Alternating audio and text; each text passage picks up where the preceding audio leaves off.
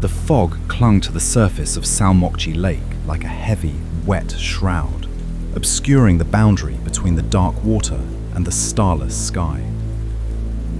On the muddy bank, a lone tent stood bathed in the flickering amber glow of a camping lantern. A young man sat by the water's edge, his fishing line disappearing into the obsidian depths, while his girlfriend tidied their gear inside.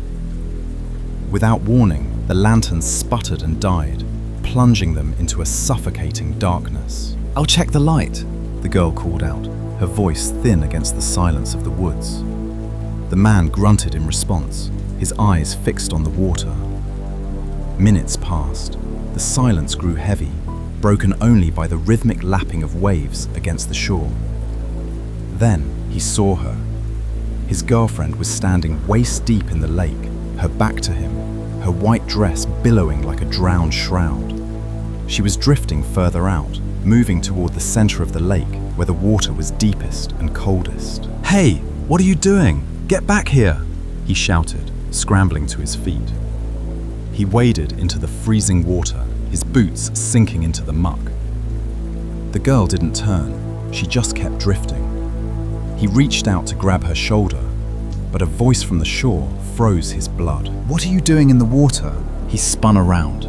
His girlfriend was standing by the tent, holding a flashlight, her face etched with confusion. He looked back to the figure in the lake. The woman in white turned. It wasn't his girlfriend. Her face was a pale, bloated mask of decay, her eyes two hollow pits of ancient grief.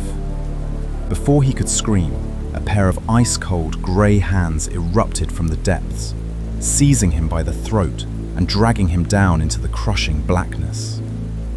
His girlfriend screamed, plunging into the water to save him, but the lake swallowed them both, leaving only ripples on the surface. Days later, in a sterile office miles away, So-in, a production director for a major mapping company, bolted upright in her chair.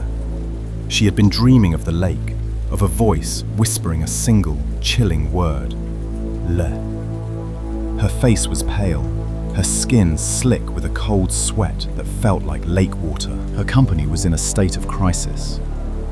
They had been hired to map the remote area around Salmokji Lake for Google Maps, but the images uploaded by their lead surveyor, Captain Yu, were impossible. They hadn't been approved, yet they were live. In the center of a 360-degree panorama of the lake, a terrifying, distorted figure of a woman stood on the water, her hair a tangled web of black silk. The CEO was furious. Google was threatening to sue. The most disturbing part was that the images hadn't been edited. No AI, no Photoshop. They were raw, terrifyingly real, and Captain Yu was gone. He hadn't answered a text or a call since the upload. He had vanished into the mist of Salmokji. Despite it being the weekend, So-in volunteered to lead a team back to the lake, to remap the area and find out what happened to Yu. Her ex-boyfriend, Ki-tae, begged her not to go. He spoke of the lake's reputation, a place where the government had flooded an ancient graveyard without moving the bodies. They called it a bridge between life and death, a crossing point for the restless. So-in ignored him. She felt a magnetic pull to the water, a debt she couldn't explain. The team, Se-chong, a paranormal YouTuber, Chong-bin, her cameraman, and the brothers Kong-chun and Gong-tae piled into a van. As they drove, Se-chong shared the rumors. The lake was haunted by water ghosts, spirits that lured the living into the depths to replace their own drowned souls. Kong-chun, a former Navy salvage diver, laughed. "I can swim faster than any ghost," he boasted. But So-in remained silent, her eyes fixed on the road. As they approached the parking area, the van suddenly lurched. They had collided with a tall, jagged tower of rocks, a shamanic altar that hadn't been there a second ago. On top of the stones lay a bowl of rotting rice. An old woman appeared from the trees, screaming obscenities, her eyes wild with a mixture of fear and recognition when she looked at So-in. "You're here for someone," the old woman hissed. She handed So-in a smooth stone. "Place it on the tower.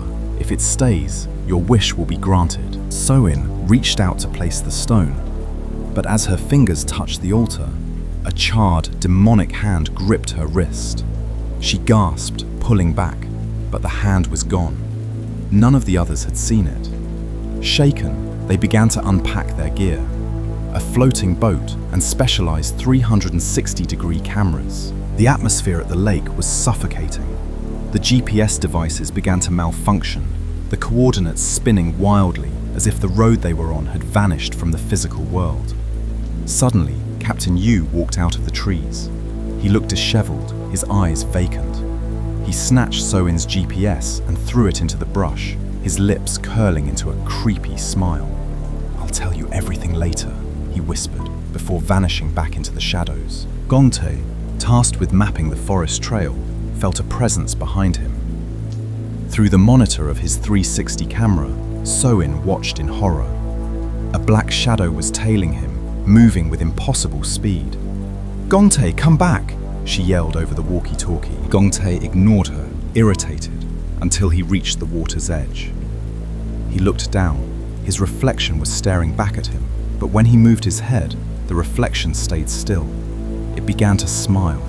A wet, heavy thud sounded above him, and a severed human head fell from the canopy, landing on his shoulder. He screamed, slipping into the water. The team rushed to find him. He was alive but catatonic, babbling about the head. When Kong Chun checked the spot, he found only a clump of human hair wrapped around a ritualistic rice bowl.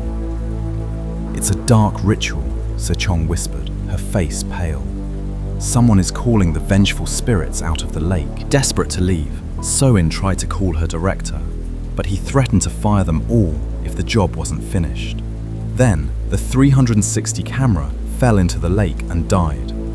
They were trapped until a replacement arrived. Night fell like a lead weight. Kita called So-in, his voice cracking with static. "So-in, listen to me. Captain Yu, he didn't disappear. He was found in a hospital. He died last night." So-in stared at the trees where she had just seen Yu. If he was dead, who or what was walking among them? By the shore, the rest of the team was trying to distract themselves by skipping stones, but the splashes wouldn't stop. Long after the stones sank, the sound of water erupting continued, closer and closer. Suddenly, their only camping light was smashed by a flying object.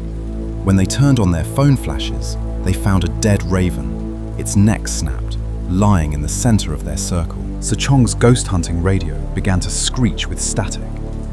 A voice, cold and distorted, asked, "How many are you?" Kong Chun, fueled by bravado and fear, grabbed the radio. "Show yourself! Tell us you drowned!" The voice didn't argue, it simply wept. "Because of you, I had to end." Panic seized them. They split up to find Gongtae, who had wandered off again. In the dark, Gongtae followed Captain Yu to the center of the lake. He didn't realize he was walking on water until it was too late. He looked down and saw 1,000 bloated faces staring up from beneath the surface. A woman's hand reached up, seizing his ankle and pulling him down. So-in and Kong Chun found Gongtae's body minutes later. It was hanging from a tree over the water, his eyes wide with a final, silent scream. Kong Chun lost his mind. Seeing Captain Yu standing on the far bank, he dove into the water to kill the man he thought had murdered his brother. He reached out and grabbed Yu's collar, but the face that turned to him was a rotting corpse. The spirit dragged Kong Chun into the depths, his bubbles the last sign of his life. So-in, Se-chong, and Chongbin scrambled into the van, desperate to flee. But the GPS was a liar. Every turn led them back to the same spot by the lake. Suddenly, Kita appeared in the middle of the road, slamming his hands against the windshield. "Stop! You're driving into the lake!" They tumbled out of the van, heart rates hammering. Kita explained what the old lady had told him. The stone tower granted wishes, but at a terrible price. "It only grants wishes to see the dead or bring them back," he said. Se-chong began to sob. "I wished, I just wanted to see a real ghost for my channel."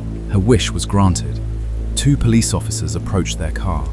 Sechong ran to them for help, but as she looked into the officer's eyes, they were glowing a hellish red. He asked her the same question from the radio. "How many are you?" Chong Bin, possessed by a frantic, malevolent energy, accelerated the car. The tires crushed Sechong against the pavement. He stepped out of the vehicle, his neck snapping at a 90-degree angle, his face twisting into that same horrific smile. "The tower!" So-in gasped. "We have to break the tower." She and Ki-tae took the boat to the center of the lake, where the altar now stood, rising out of the water like a tombstone. As So-in reached for the stones, a hand erupted from the center of the pile, clawing at her. She fought back, grabbing the ritual rope tied around the base and heaving with all her strength. The tower collapsed into the water, and the spirits let out a collective, ear-piercing shriek. Silence returned. So-in woke up on the shore. Ki-tae was there, smiling, helping her up. They had survived. They were back at the office, the sun shining through the windows. The director walked in, looking somber. "Ki-tae," the director said, "about Captain Yu. The police found his body in the lake this morning.